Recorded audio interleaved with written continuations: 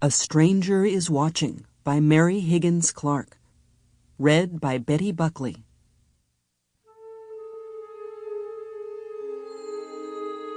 He sat perfectly still in front of the television set in room 932 of the Biltmore Hotel. The alarm had gone off at 6, but he was awake long before that. The Today Show came on, but he didn't adjust the barely audible sound. He didn't care about the news or the special reports. He just wanted to see the interview.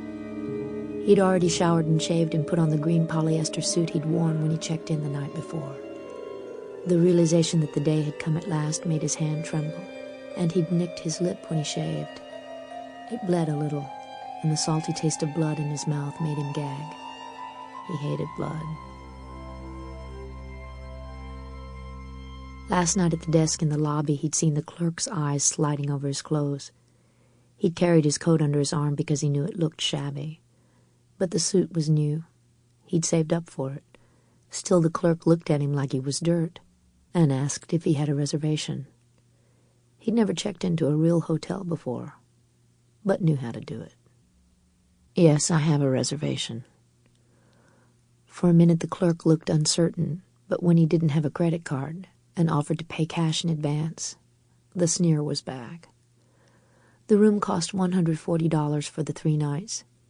That meant he only had $30 left, but that would be plenty for these few days, and by Wednesday he'd have $82,000. Her face floated across his mind. He blinked to force it away, because just as always the eyes came after it. The eyes like great lamps that followed him, that were always watching him, that never closed. A commercial was just ending. Suddenly interested, he leaned forward to get nearer to the set. He twisted the volume knob. The familiar face of Tom Brokaw, the Today anchorman, filled the screen. The restoration of capital punishment has become the most emotional and divisive issue in this country since the Vietnamese War. In just 52 hours at 11:30 a.m. on March 24th, the 6th execution this year will take place when 19-year-old Ronald Thompson dies in the electric chair. My guests. The camera dollied back to include the 2 people seated on either side of Tom Brokaw. The man to his right was in his early 30s. His sandy hair was streaked with gray and somewhat disheveled. The young woman on the other side of the interviewer sat stiffly erect. Her hair, the color of warm honey, was pulled back in a soft chignon.